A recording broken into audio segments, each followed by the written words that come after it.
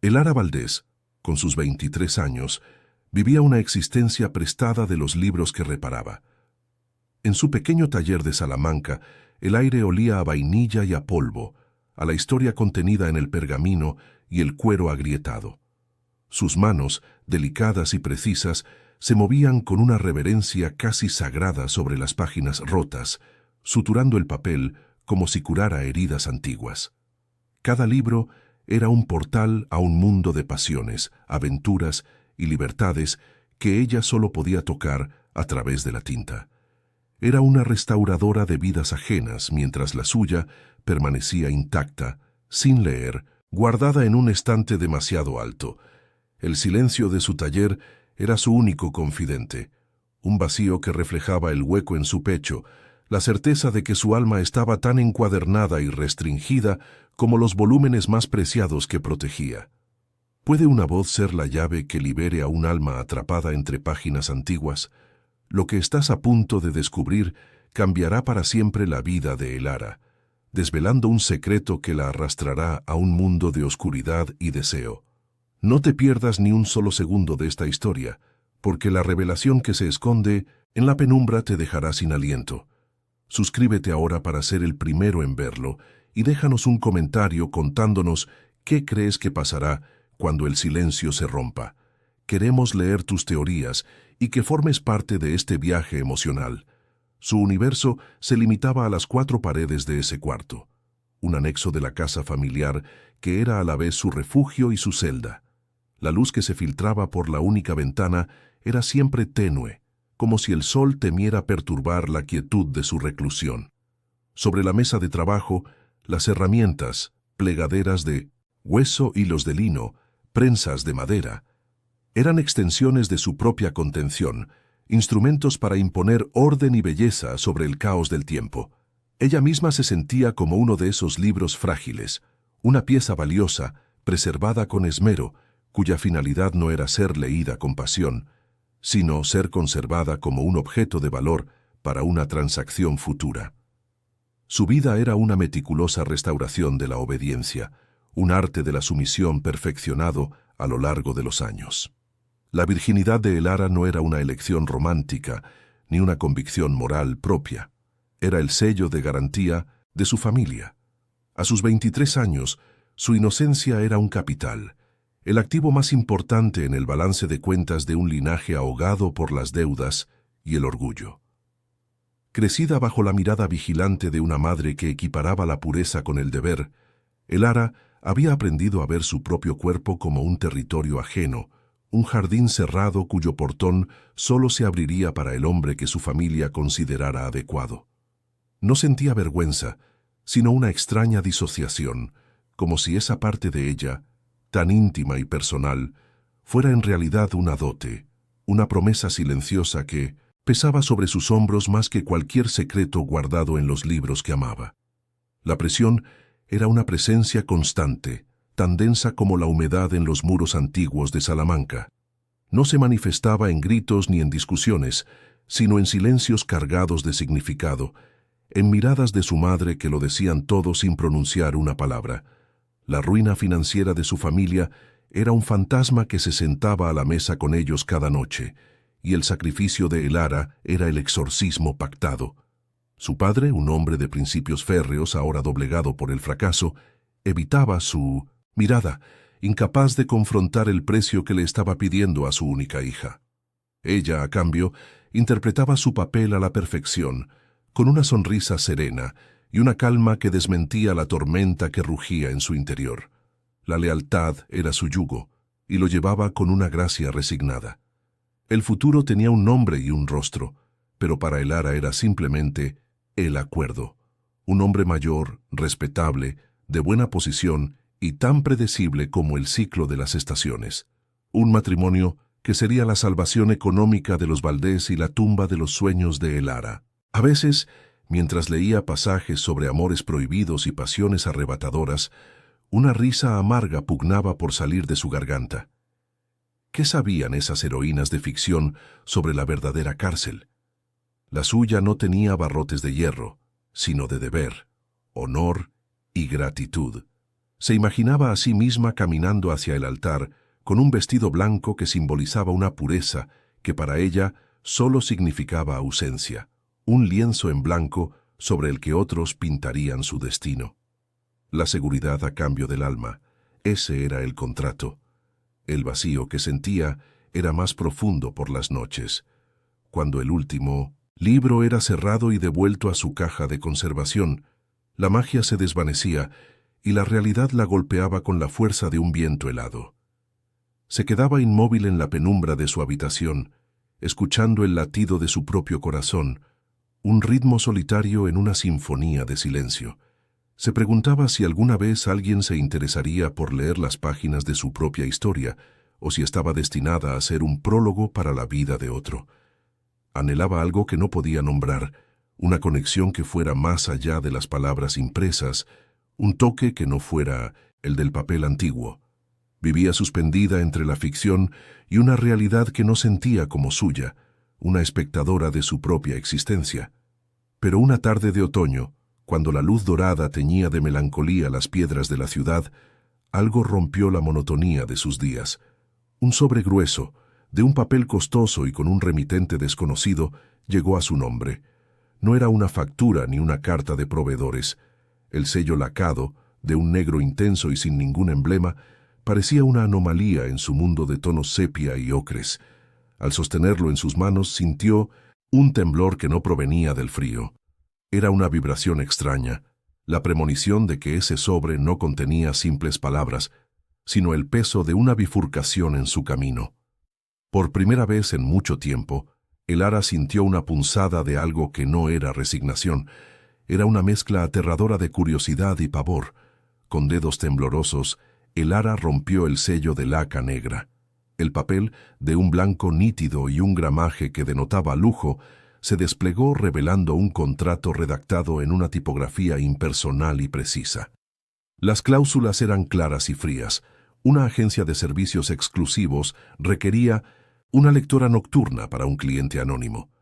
El trabajo consistía en leer en voz alta durante varias horas cada noche, en un domicilio privado en la zona más moderna y acaudalada de la ciudad. La confidencialidad era absoluta, inquebrantable, y la remuneración, una cifra que hizo que su corazón se detuviera por un instante. Era una cantidad que podría aplacar, al menos temporalmente, el aliento gélido de los acreedores que acechaban a su familia. No había detalles sobre el cliente, solo un código de identificación y un aura de misterio tan densa como la tinta sobre el papel. La oferta no se sentía como una oportunidad, sino como otra transacción en la que ella era el producto. El dinero, aunque necesario, parecía el precio de algo más que su tiempo y su voz. Era el coste de su discreción, de su presencia silenciosa en la vida de un extraño. Lo sopesó en su mente, comparando esta jaula anónima y temporal con la que le esperaba de por vida. El matrimonio con don Ricardo, el hombre que sus padres habían elegido, era una condena perpetua a la previsibilidad y a una existencia sin color. Este trabajo, por el contrario, era un abismo, un salto a una oscuridad desconocida que, paradójicamente, le ofrecía una extraña forma de autonomía. Por unas horas cada noche, su vida no pertenecería a su familia ni a su futuro esposo, sino a un contrato y a la voz que saliera de su garganta. Esa noche, la cena fue un ritual de silencios calculados. El estofado que su madre, Isabel, servía humeaba en el centro de la mesa, pero el ambiente era frío. Su padre, con la mirada perdida en el fondo de su copa de vino, parecía encogerse con cada minuto que pasaba, aplastado por el peso de un fracaso que había hipotecado el futuro de su hija. Isabel, por otro lado, mantenía una postura rígida, una matriarca dirigiendo una obra de teatro en la que cada uno debía interpretar su papel sin fallos. Hablaba del tiempo, de los vecinos, de cualquier trivialidad que sirviera para rellenar los huecos que dejaban las palabras importantes, las que todos pensaban, pero nadie se atrevía a pronunciar. Elara comía despacio, sintiendo la presión de sus miradas como un peso físico sobre sus hombros, una fuerza que la anclaba a esa silla, a esa vida. Más tarde, Mientras el Ara lavaba los platos, su madre se acercó secando una copa con una meticulosidad que era pura tensión contenida. «Es una buena oportunidad, el Ara», dijo, refiriéndose al trabajo nocturno que su hija le había mencionado con vacilación. «Un dinero extra siempre viene bien. Demuestra tu madurez, tu sentido de la responsabilidad. Don Ricardo apreciará una esposa que entiende el valor del sacrificio y el deber». Cada palabra era una puntada más en el tapiz de sus obligaciones. Isabel no veía un trabajo, sino una extensión del papel que le había asignado: ser útil, ser obediente, ser la solución. Para su madre, el amor no era un sentimiento, sino un acto de cumplimiento, y la felicidad, una recompensa por haber seguido las reglas sin cuestionarlas. El Ara asintió, incapaz de articular la rebelión que se ahogaba en su garganta. Al día siguiente, mientras caminaba por las calles empedradas del casco antiguo, Salamanca le pareció más opresiva que nunca. La majestuosidad de la catedral y la solemnidad de la universidad, edificios que antes la consolaban con su permanencia, ahora se alzaban como monumentos a la tradición inmutable que la aprisionaba. Cada piedra parecía susurrar historias de deberes y linajes, de mujeres cuyas vidas habían sido un mero apéndice en la crónica de los hombres. Se sentía como un fantasma en su propia ciudad, una figura anacrónica cuya única función era perpetuar un orden que la asfixiaba.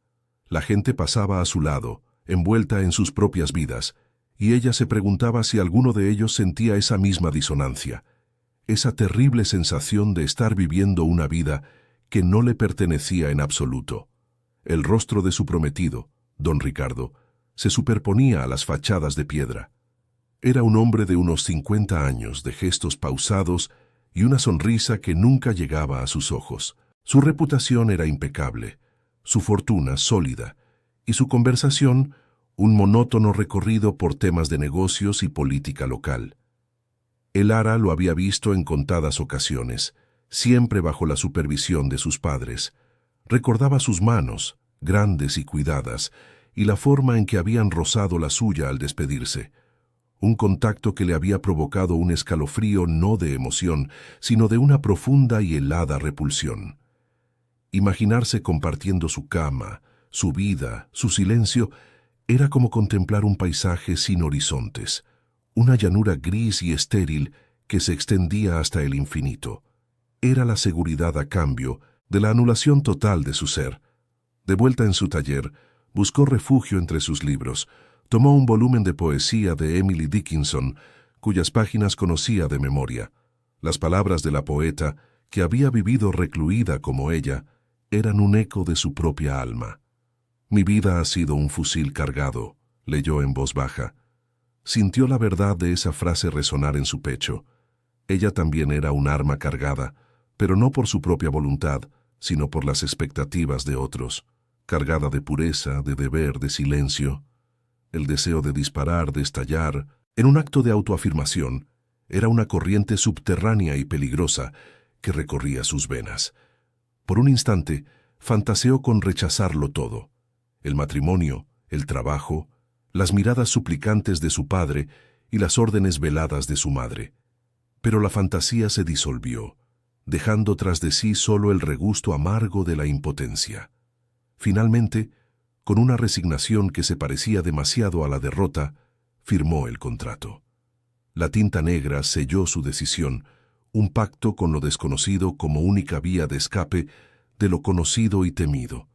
Si su vida ya estaba en venta, al menos esta transacción le otorgaba un secreto, un espacio propio en la oscuridad donde nadie podría seguirla. La cláusula de confidencialidad, que al principio le había parecido una amenaza, ahora se revelaba como un manto protector. Ese cliente anónimo, esa habitación a oscuras, se convertirían en su santuario clandestino, un lugar donde podría ser simplemente una voz, despojada de su nombre, de su familia y de su futuro impuesto. Era un acto de sumisión, sí, pero también era su primer acto de rebelión silenciosa. La primera noche se preparó como si fuera a un funeral. Eligió un vestido sencillo, de color gris, marengo, que no llamaba la atención, y recogió su cabello en un moño austero en la nuca. No se puso perfume, no se maquilló. Quería ser invisible, una presencia funcional, una herramienta.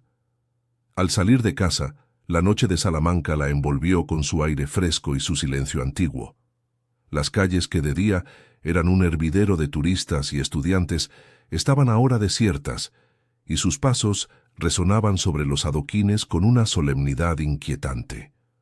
Por primera vez en su vida, caminaba sola en la oscuridad, no con miedo, sino con una extraña sensación de liberación.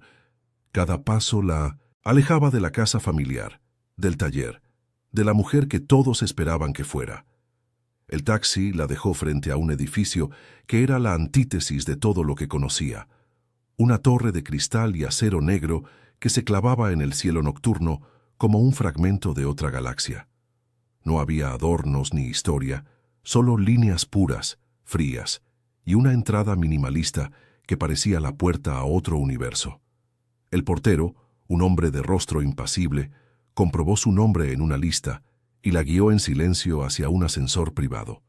Mientras las puertas metálicas se cerraban, atrapándola en una caja de luz tenue y acero pulido, Elara sintió que el mundo que dejaba atrás se desvanecía. El ascenso fue rápido y silencioso, un viaje vertical hacia el corazón de su nuevo cautiverio, o quizás hacia la única libertad que jamás había conocido. El ascensor se abrió directamente a un espacio que desafiaba la propia definición de un hogar. El ático de Damián Blackwood no era una vivienda, sino una declaración de principios tallada en mármol negro, cristal y acero. El aire olía a ozono, a cuero nuevo y a una soledad tan pulcra y estéril que resultaba casi asfixiante. No había fotografías ni desorden, ni un solo objeto que delatara una vida vivida, solo un vacío inmenso y perfectamente diseñado, con la ciudad de Salamanca extendiéndose a sus pies como una alfombra de luces lejanas y silenciosas. Elara se sintió diminuta, una nota a pie de página escrita a mano en un manuscrito impreso digitalmente. Cada paso que daba sobre el suelo pulido resonaba como una profanación, un eco orgánico y cálido en un mausoleo de modernidad y ausencia. La dejaron en el centro de la sala de estar, una extensión vasta y oscura donde el único mobiliario parecía haber sido elegido para acentuar el vacío en lugar de llenarlo. El silencio aquí era diferente al de su taller.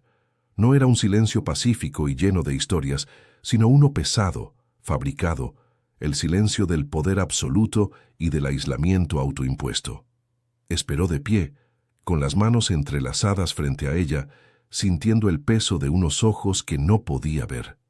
A través de los ventanales panorámicos, la noche era un espectáculo mudo, un universo de vidas ajenas que brillaban a una distancia insalvable.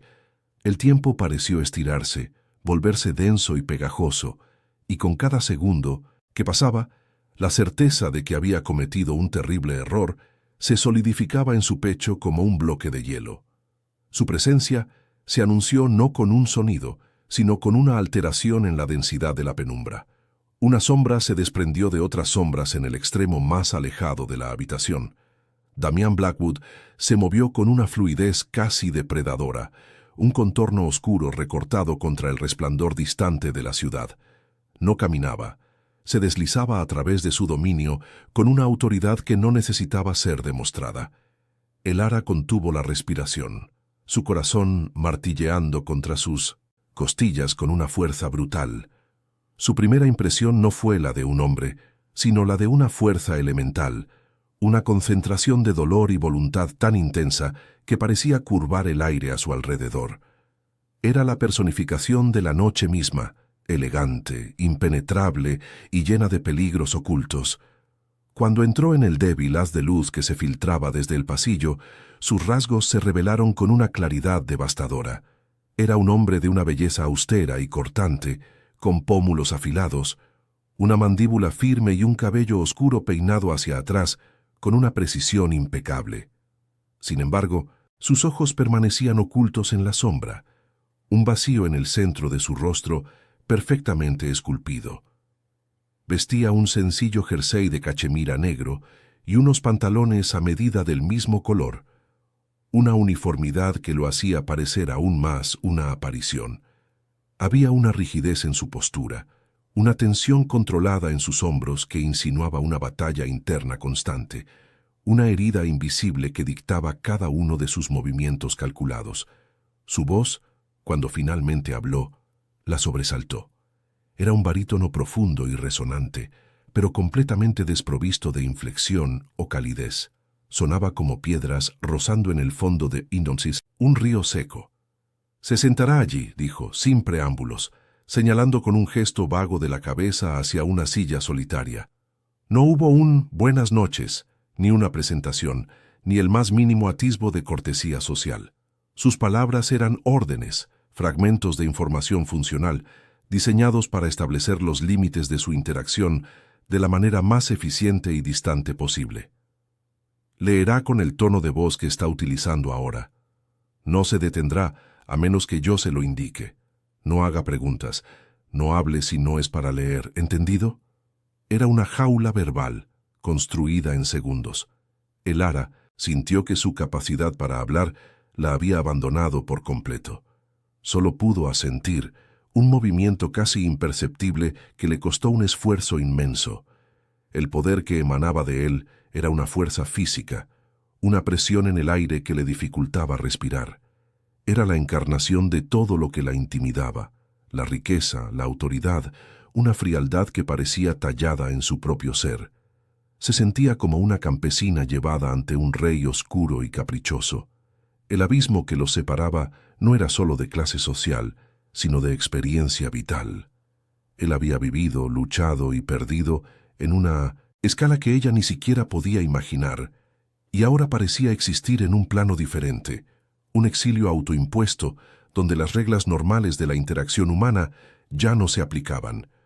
Obedientemente, se dirigió a la silla que él le había indicado.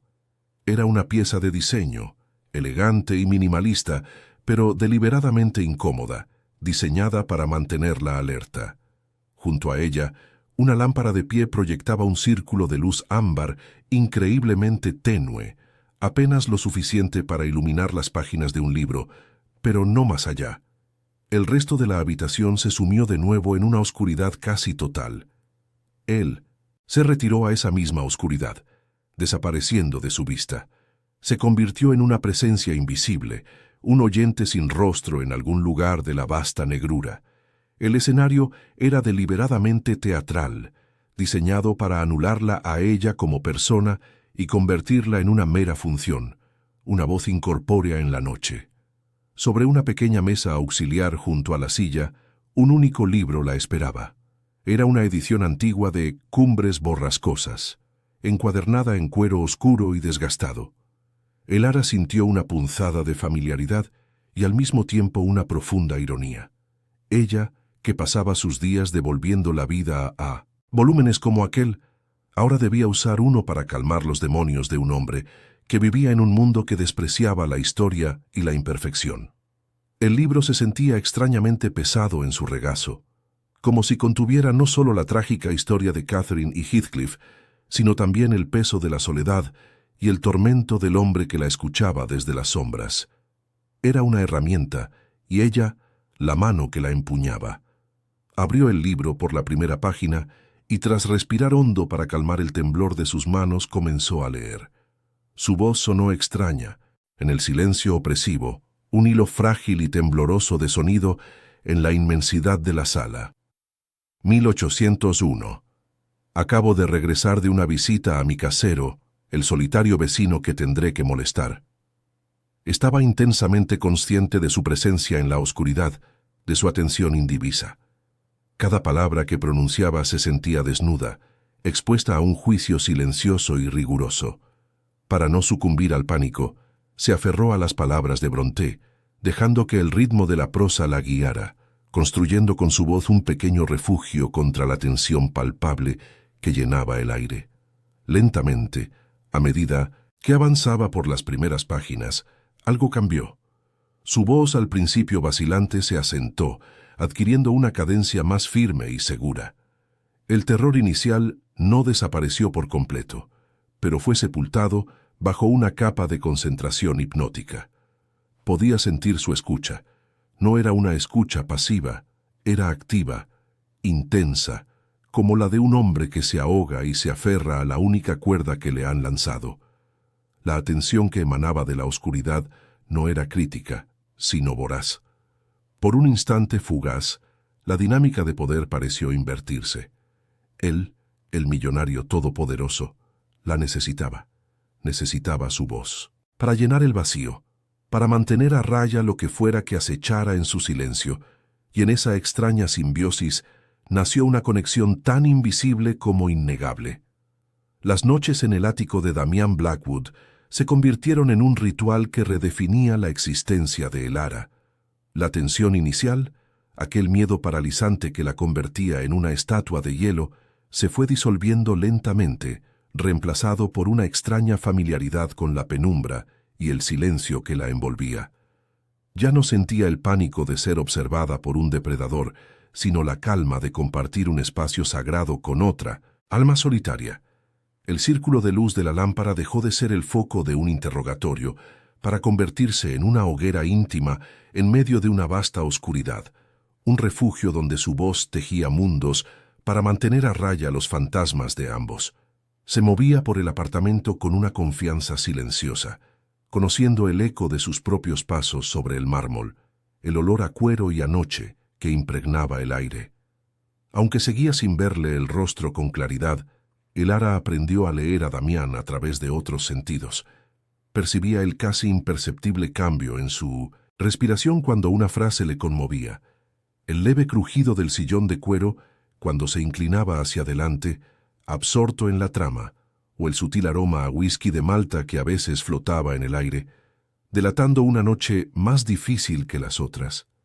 Estos pequeños indicios eran su único mapa para navegar por el complejo territorio de su anfitrión. Se convirtieron en un lenguaje secreto, una comunicación que trascendía las palabras que ella leía.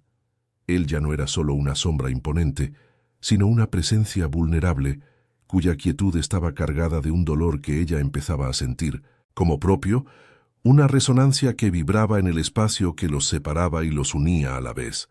Pronto, el mundo diurno de Elara se transformó en un interludio gris y sin sentido, una simple espera hasta que la noche la reclamara de nuevo.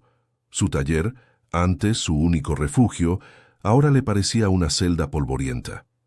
Las conversaciones con su madre sobre los preparativos de la boda sonaban como un eco lejano de una vida que ya no reconocía como suya. El rostro sonriente y condescendiente de don Ricardo, en las fotografías que su madre le mostraba, le provocaba una náusea profunda. Su verdadera vida comenzaba cuando el sol se ponía y ella ascendía en aquel ascensor de acero, dejando atrás a la Elara obediente y sumisa para convertirse en la voz de la noche, la única persona en el mundo a la que Damián Blackwood permitía cruzar el umbral de su soledad autoimpuesta. La noche en que todo cambió, Elara leía un pasaje de Cumbres borrascosas, donde la desesperación de Catherine Heathcliff alcanzaba su punto álgido. Las palabras de la novela, cargadas de una pasión destructiva y de un anhelo de libertad imposible, se enredaron con sus propias emociones, reprimidas.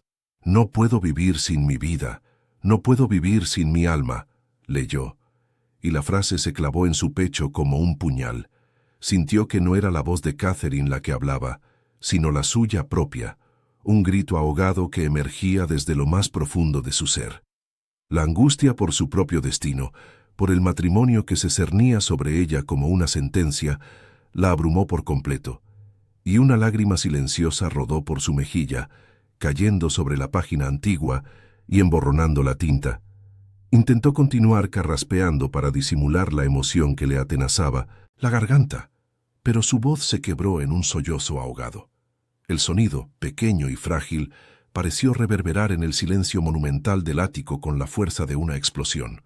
Se detuvo, avergonzada, con el corazón martilleándole en los oídos, esperando la reprimenda fría, la orden de marcharse por haber roto la regla de oro de su contrato, la impersonalidad. El silencio que siguió fue el más largo y tenso que había experimentado nunca en aquella habitación. No era un silencio de escucha, sino uno de pura conmoción. Elara mantuvo la cabeza gacha, incapaz de levantar la vista, sintiendo el peso de la mirada invisible de Damián sobre ella, una presión que era a la vez inquisitiva y extrañamente protectora. Entonces, la voz de él rompió la quietud, y por primera vez no sonó como una orden, sino como una pregunta genuina, teñida de una inflexión casi imperceptible de preocupación. ¿Por qué llora Elara? El uso de su nombre la desarmó por completo. Hasta ese momento, ella había sido una función, un servicio, la lectora. Al nombrarla, él la había convertido en una persona. Elara levantó la vista hacia la oscuridad donde él se ocultaba, tartamudeando una excusa sobre la intensidad de la novela. Pero él no la aceptó. No es por el libro, afirmó su voz ahora más cercana, como si hubiera dado un paso hacia ella en la penumbra. Las palabras solo duelen cuando encuentran una herida abierta. ¿Cuál es la suya? Aquella pregunta fue la llave que abrió una compuerta que llevaba demasiado tiempo cerrada. Con la voz temblorosa, sin poder evitarlo, le confesó una verdad a medias, un fragmento de su realidad que se sentía como una traición a su familia. Habló de la sensación de estar atrapada, de un futuro que otros habían escrito para ella, de la asfixia de vivir una vida que no sentía como propia. No mencionó el matrimonio ni a don Ricardo, pero no hizo falta.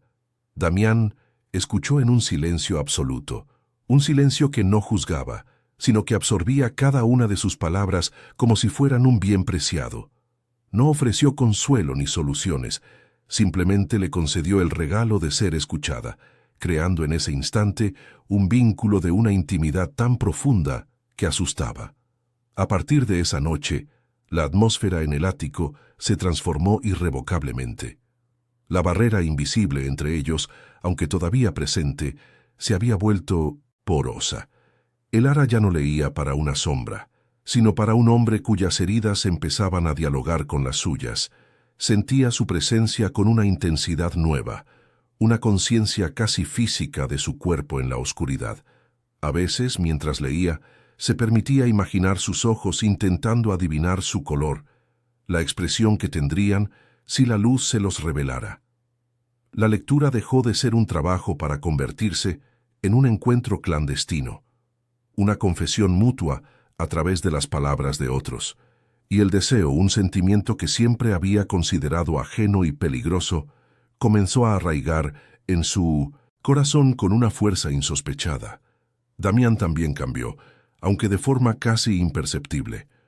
Una noche, Elara encontró un vaso de agua con una rodaja de limón esperándola junto al libro. Otra noche, notó que la silla había sido reemplazada por una ligeramente más cómoda, con un cojín de terciopelo. Eran gestos minúsculos, anónimos, pero para ella eran mensajes cifrados, actos de un cuidado que él era incapaz de expresar con palabras. Cada uno de estos detalles era una grieta más en la fortaleza de hielo que él había construido a su alrededor, una prueba de que su voz, y quizás su presencia, estaban logrando lo que nadie más había conseguido: alcanzar al hombre que se escondía detrás del monstruo. Esta ternura silenciosa era más seductora que cualquier galantería, y la arrastraba hacia él sin remedio. Elara se descubrió deseando a Damián con una intensidad que la aterrorizaba y la avergonzaba. No era un deseo puramente físico, aunque la conciencia de su cuerpo masculino en la misma habitación a veces le cortaba la respiración. Era un anhelo más profundo, el deseo de verle, de conocer sus cicatrices, de entender el origen de su dolor. Deseaba que él la viera a ella, no a la virgen obediente, ni a la lectora eficiente, sino a la mujer que estaba despertando en la seguridad de su oscuridad. Este nuevo sentimiento era una transgresión total a todo lo que le habían enseñado. Era un acto de rebelión contra su familia, contra su prometido, contra la vida que le estaba destinada, y la culpa la carcomía durante el día, solo para ser eclipsada por el anhelo cuando caía la noche. El conflicto interno la estaba desgarrando. Durante el día, interpretaba su papel de hija y prometida perfecta, sonriendo, asintiendo, participando en conversaciones sobre mantelerías y listas de invitados mientras su alma gritaba en silencio. Cada palabra amable de don Ricardo, cada mirada satisfecha de su madre, se sentía como una capa más de tierra sobre el ataúd de su verdadero yo. Luego, por la noche, se despojaba de esa piel falsa y se adentraba en el único lugar donde se sentía viva, junto a un hombre al que no podía tener, pero que la hacía sentir más vista que nadie en el mundo. La dualidad era insostenible, una cuerda tensa a punto de romperse, y ella estaba en el centro, suspendida sobre un abismo de consecuencias devastadoras. Una noche, en un impulso de audacia que la sorprendió a sí misma, decidió desviarse del programa de lectura. En lugar de la novela de época que Damián había dejado preparada, sacó de su bolso un pequeño volumen de poemas de Pablo Neruda que había traído de su taller. Era una prueba, un desafío silencioso. Quería saber si él solo necesitaba una voz, o si, de alguna manera, la necesitaba a ella.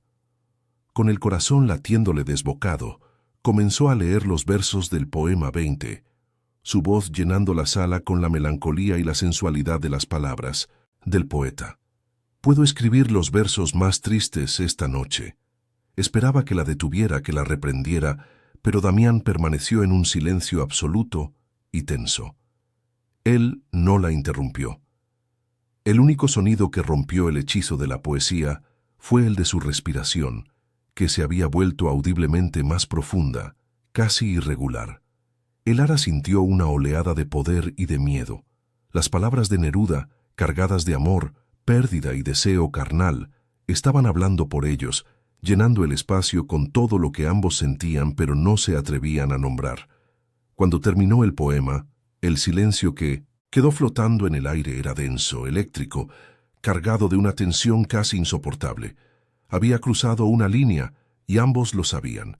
Había transformado su relación de un servicio profesional a un acto de seducción mutua, y ahora no había vuelta atrás. La oscuridad entre ellos ya no era un vacío, sino un campo magnético que los atraía inexorablemente. El punto de no retorno llegó una noche lluviosa de finales de noviembre. Al terminar la lectura, mientras recogía sus cosas para marcharse, uno de sus guantes de lana se le resbaló de las manos y cayó al suelo, justo en Mesonecentos, el borde del círculo de luz. Se agachó para recogerlo, pero una mano surgió de la penumbra antes que la suya.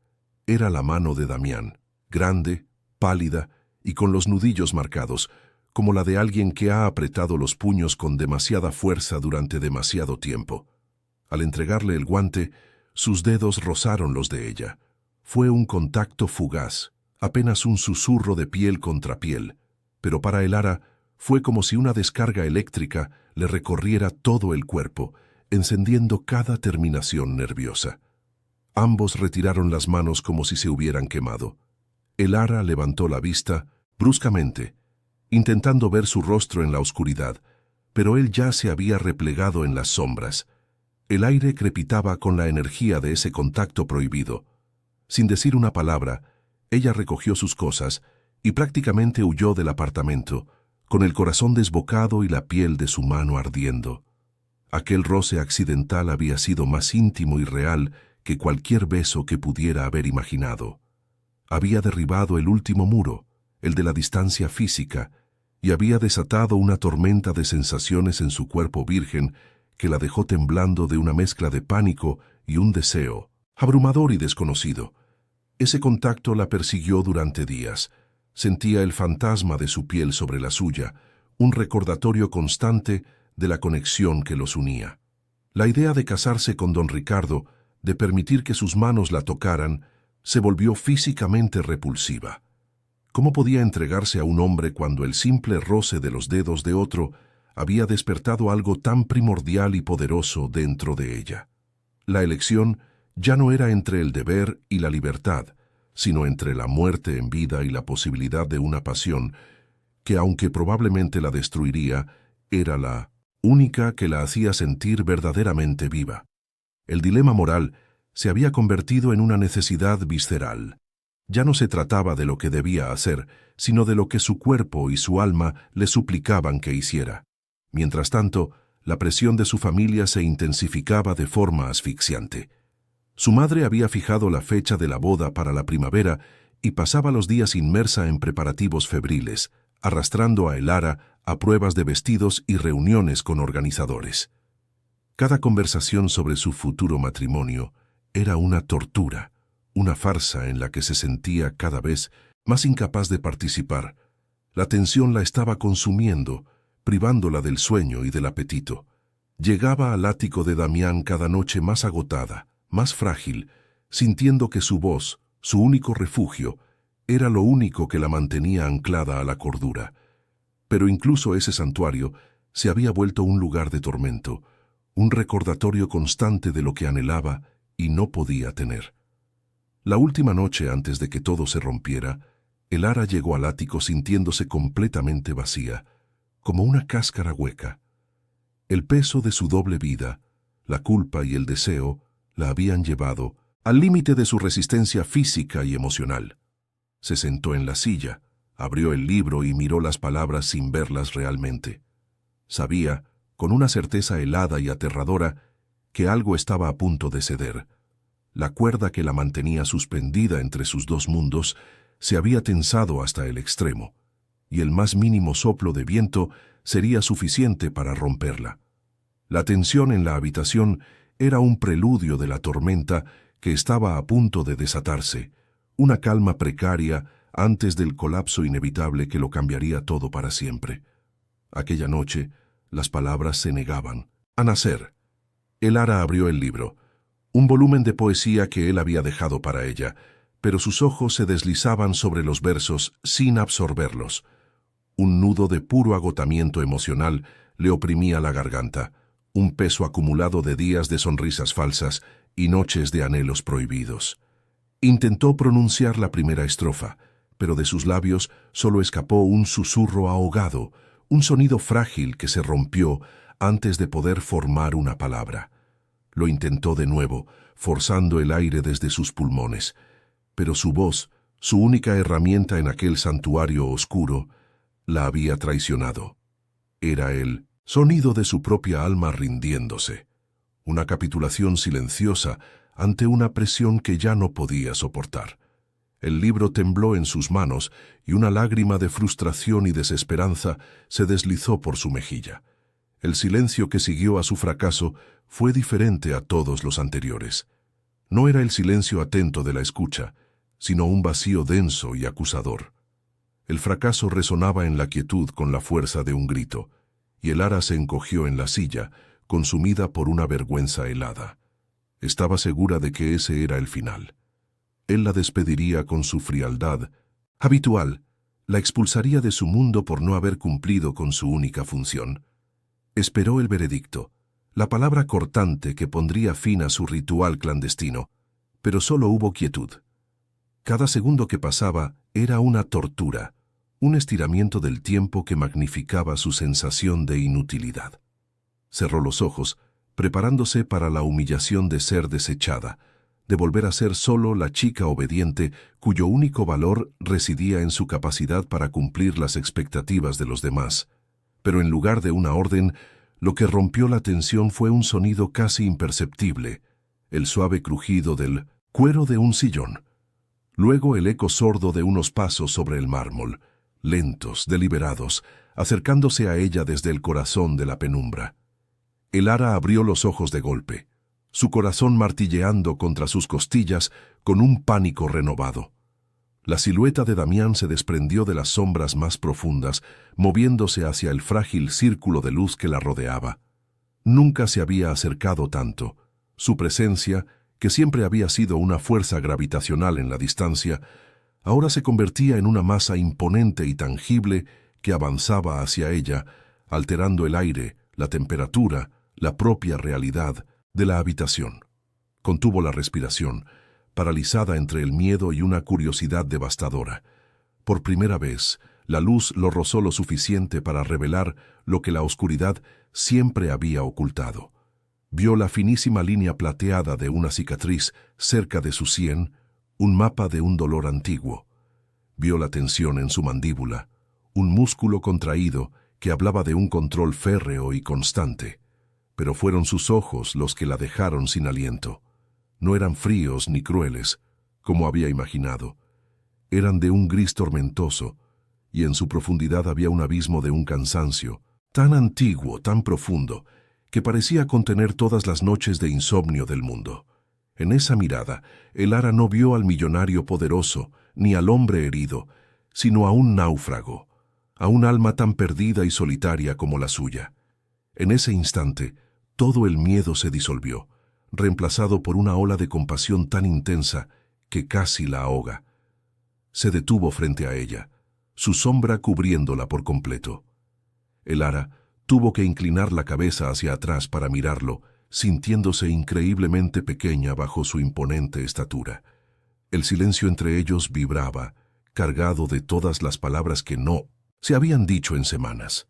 Entonces él extendió la mano, no para tocar su rostro, ni para ofrecer un consuelo convencional, sino para posarla suavemente sobre su brazo. El contacto de su piel, cálida y firme a través de la fina tela de su vestido, fue una sacudida eléctrica que la recorrió de pies a cabeza.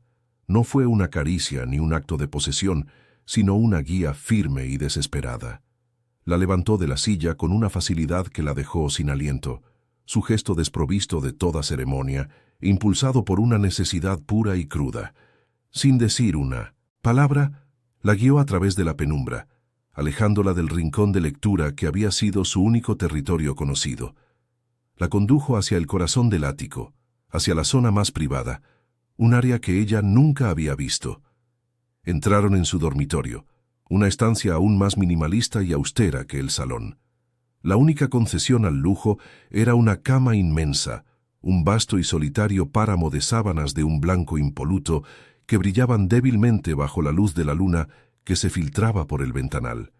Aquel lugar no era una alcoba de seducción, sino el santuario de su tormento, el epicentro de su soledad. Llevarla allí era el acto de vulnerabilidad más grande que podía ofrecer, una invitación a su infierno personal, al lugar donde luchaba contra sus demonios cada noche. Se detuvieron junto a la cama, y él finalmente soltó su brazo. El silencio vibraba con una tensión casi insoportable. Elara podía oír el latido de su propio corazón, un tambor desbocado en la quietud de la noche. Entonces, él habló, y su voz, por primera vez, no era un barítono controlado y distante, sino un murmullo ronco roto por una vulnerabilidad que nunca antes había mostrado. «Túmbate aquí conmigo», dijo. No fue una orden, ni una proposición, ni una invitación a la pasión. Fue un ruego. La súplica de un hombre al límite de sus fuerzas, que ya no podía soportar estar solo en la oscuridad. Le estaba pidiendo que compartiera su naufragio, que fuera su ancla en la tormenta de sus recuerdos, que simplemente existiera a su lado hasta que llegara el amanecer. Sin pensarlo, sin dudarlo, obedeció. Fue un acto de rendición total, no a él, sino a la verdad innegable de su conexión. Se deslizó sobre la cama, sintiendo el frío de las sábanas a través de su ropa, y se tumbó boca arriba, con las manos a los costados, rígida como una efigie. Observó cómo él rodeaba la cama y se tumbaba a su lado, pero sobre el edredón, manteniendo una distancia deliberada pero insignificante entre sus cuerpos. No intentó tocarla, ni desvestirla, ni besarla.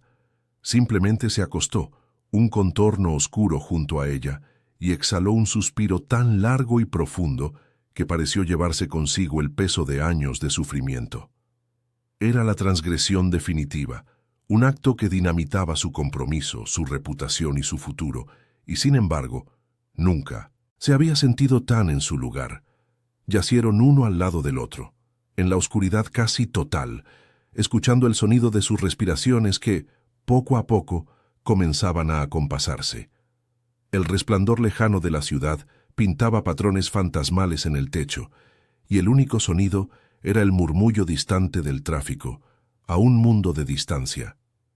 No se tocaron, pero Elara podía sentir el calor que emanaba de su cuerpo, una presencia sólida y real que la anclaba de una manera que nunca había experimentado. Esta quietud era más íntima que cualquier beso, más profunda que cualquier caricia. Era una comunión de almas rotas, un pacto silencioso de mutuo consuelo en la hora más oscura. Él le había dado acceso a su mayor vulnerabilidad, y ella, a cambio, le había ofrecido su presencia sin juicio, el único bálsamo que podía calmar su tormento. En esa quietud compartida, Elara sintió cómo el universo se reordenaba a su alrededor. El rostro de don Ricardo se desvaneció de su mente, convirtiéndose en un recuerdo borroso de una vida que ya no le pertenecía. La voz de su madre, con sus mandatos de deber y sacrificio, se convirtió en un eco lejano, ya irrelevante. Todo lo que importaba era la presencia del hombre que yacía a su lado, la frágil paz que habían construido juntos en medio de sus respectivas ruinas. No sabía qué pasaría al amanecer, qué consecuencias traería este acto de rebelión silenciosa, pero por primera vez en su vida no tenía miedo. Tumbada en la cama de un extraño, en el corazón de una noche prohibida, Elara Valdés finalmente se sintió libre. Había elegido. El amanecer se infiltró en el ático como un traidor, derramando una luz gris y despiadada sobre la escena. La intimidad tejida en la oscuridad se deshilachó con los primeros rayos, revelando la cruda realidad de dos extraños en una cama inmensa. Elara se despertó primero, con una sensación de desorientación total, el cuerpo entumecido por la tensión y la quietud. Al girar la cabeza, descubrió que Damián ya estaba despierto, sentado en el borde de la cama dándole la espalda. Su silueta, recortada contra el ventanal, ya no era la de un hombre vulnerable buscando consuelo, sino la de una fortaleza inexpugnable. El aire entre ellos se había enfriado, y la paz de la noche se había evaporado, dejando un residuo de vergüenza y una premonición de pérdida inminente. La magia se había roto, y la luz del día era su verdugo. Sin volverse a mirarla, su voz resonó en la habitación, recuperando todo el filo helado de su primer encuentro. «El contrato ha terminado», sentenció, y cada palabra fue un golpe seco y preciso. «Ya no necesito sus servicios». No hubo explicación, ni una mirada, ni el más mínimo rastro de la conexión que habían compartido apenas unas horas antes. Era una amputación, limpia y brutal. Elara sintió que el aire abandonaba sus pulmones, un dolor agudo floreciendo en su pecho. Quería gritar, preguntar, entender, pero su garganta estaba sellada por el shock. Él se levantó y dejó sobre la mesilla de noche un sobre grueso. Su pago final incluye una bonificación por la terminación anticipada. La había reducido de nuevo a una transacción, borrando la santidad de su noche compartida con la vulgaridad del dinero. El viaje de vuelta a casa fue un descenso a un infierno personal. Sentada en la parte trasera de un taxi, Elara observaba cómo la salamanca de cristal y acero de Damián daba paso a la ciudad de piedra y tradición que era la suya. Se sentía como una exiliada regresando a una tierra que ya no reconocía, o que quizás nunca le había pertenecido realmente. El sobre en su bolso pesaba como una piedra, el precio de su alma, la prueba tangible de su transgresión. Cada calle, cada plaza, cada rostro que pasaba por la ventanilla parecía juzgarla, susurrando sobre su pureza perdida, sobre la locura de haber creído que podía pertenecer, aunque fuera por una noche, a un mundo que no era el suyo. La mujer que había subido a aquel ático ya no existía, y la que regresaba era una extraña para sí misma. Al entrar en su casa, el olor a cera de muebles y a comida casera, que antes representaba seguridad, ahora la asfixiaba.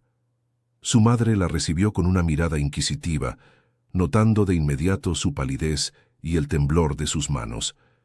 Elara murmuró una excusa sobre el cansancio y huyó a su taller, su antiguo refugio. Pero las paredes se cerraron sobre ella, los libros en las estanterías parecían mirarla con acusación. Tocó el lomo de un volumen antiguo, pero sus dedos, que habían rozado la piel de Damián, ya no sentían la misma conexión con el papel. Todo su universo se había contraído y redefinido en una sola noche, y ahora su vieja vida le quedaba pequeña, como un vestido de la infancia, una prisión de la que era dolorosamente consciente. Había probado la libertad, y el sabor de la jaula era ahora insoportablemente amargo. Mientras tanto, en el ático, la soledad cayó sobre Damián con la fuerza de un derrumbe.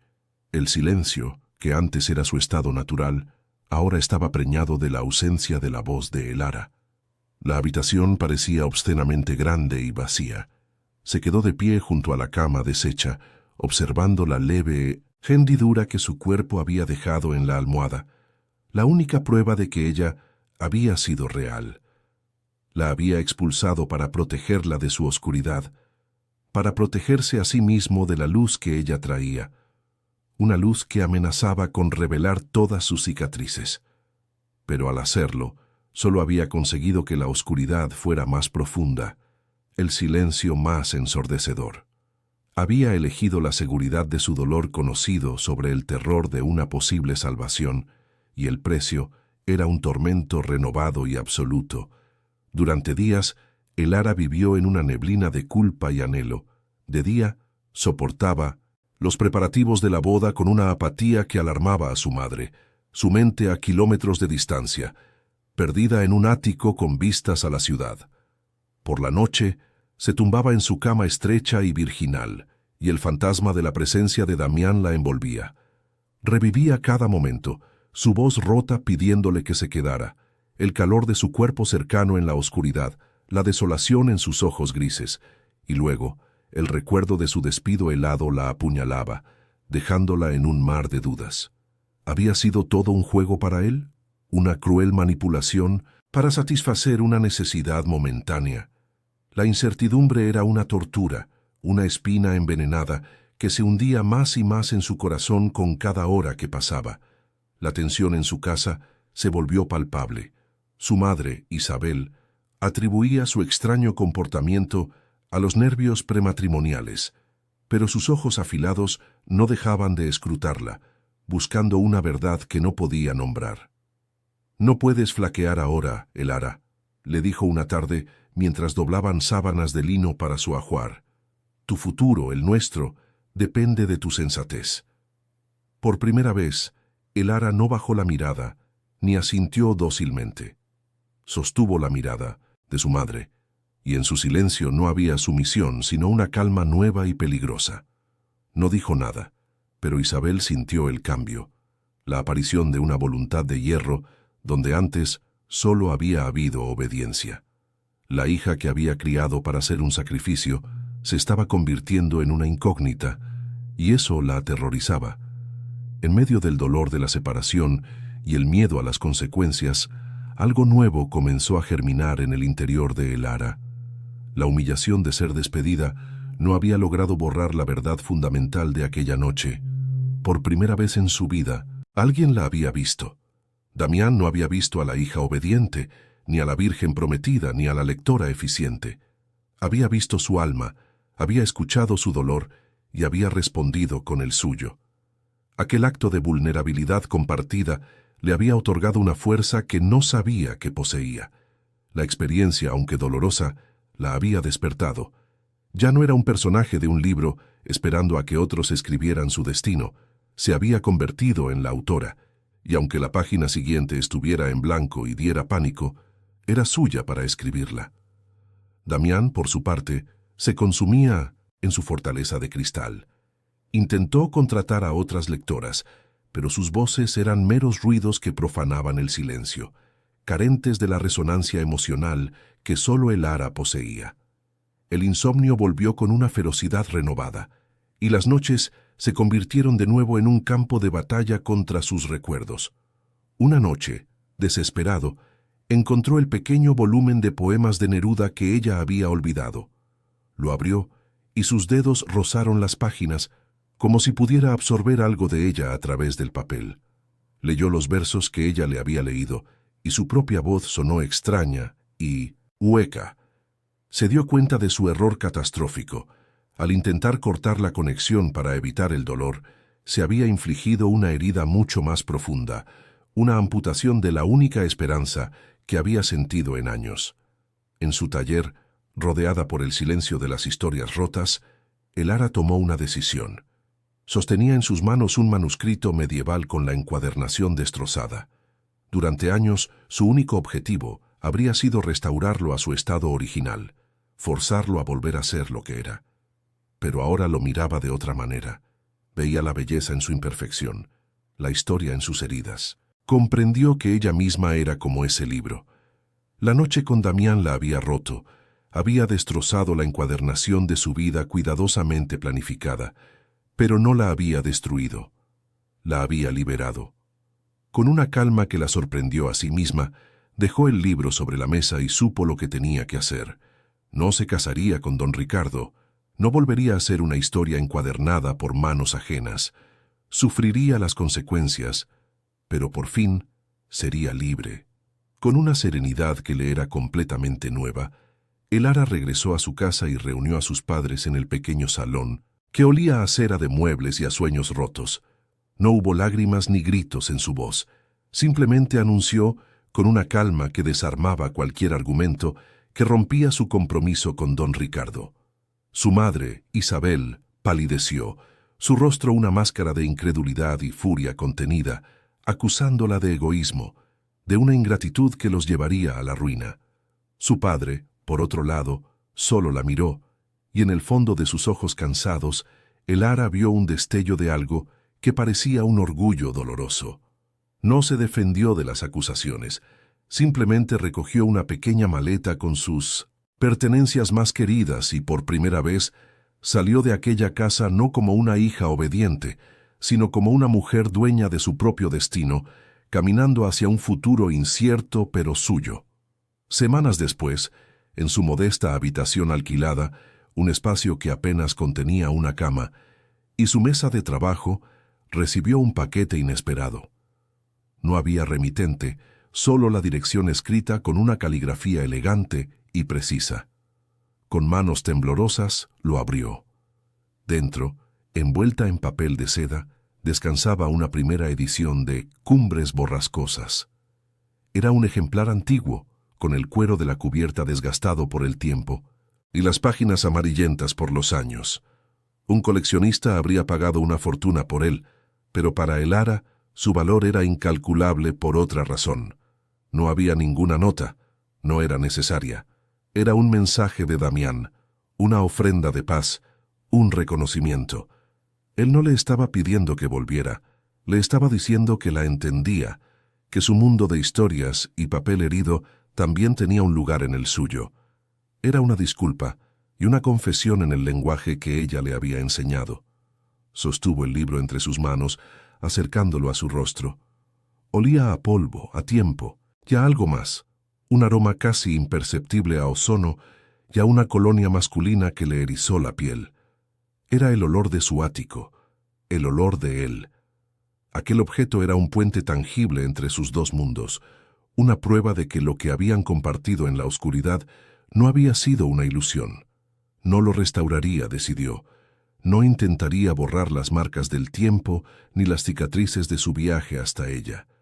Lo conservaría tal y como era, un testimonio de la belleza de la imperfección, un símbolo de dos almas rotas que se habían encontrado en la penumbra. Con una delicadeza infinita, colocó el libro en el estante más preciado, no como un trofeo, sino como la primera piedra de su nueva vida, una vida construida sobre sus propias elecciones. Un día, mientras cruzaba la Plaza Mayor, la luz del atardecer tiñendo la piedra dorada de Salamanca, se detuvo en seco. Al otro lado de la plaza, un coche negro que reconocería en cualquier parte estaba aparcado. El corazón le dio un vuelco. Durante un instante que pareció eterno, la ventanilla trasera tintada y anónima descendió lentamente. Y allí estaba él, Damián Blackwood, no en la seguridad de la penumbra, sino a plena luz del día, expuesto, vulnerable. Sus ojos grises, ya no ocultos por las sombras, la encontraron a través de la distancia. No hubo sonrisa, ni saludo, solo una mirada de una intensidad abrumadora, una comunicación silenciosa que contenía todo el dolor, todo el anhelo y toda la historia que los unía. Era una pregunta, una promesa y un reconocimiento de que algo irrevocable había nacido entre ellos. El mundo a su alrededor se desvaneció. El bullicio de la plaza, las voces de los turistas, el vuelo de las palomas, todo se convirtió en un murmullo lejano. Solo existían ellos dos, conectados por un hilo invisible a través del espacio. En su mirada, el ara ya no vio al millonario frío ni al hombre atormentado, sino al náufrago que le había suplicado que se quedara con él hasta el amanecer. Y él, en la suya, no vio a la lectora contratada ni a la joven ingenua, sino a la única persona que había logrado atravesar sus murallas sin intentar derribarlas. El momento se estiró, denso y cargado de un futuro posible, de un camino que quizás, solo quizás, podrían empezar a recorrer juntos. La ventanilla comenzó a subir, rompiendo el hechizo, pero no la conexión. El coche se alejó, desapareciendo en el tráfico, pero el ara no se movió. Se quedó allí, en el corazón de su ciudad, sintiendo el calor del sol en su rostro. Una pequeña y serena sonrisa se dibujó en sus labios. No sabía qué pasaría, si él volvería, si ella lo buscaría. Pero por primera vez, la incertidumbre no la asustaba. Era una página en blanco, y ella tenía la pluma en la mano. Su historia de amor no había terminado. Acababa de encontrar su verdadero comienzo.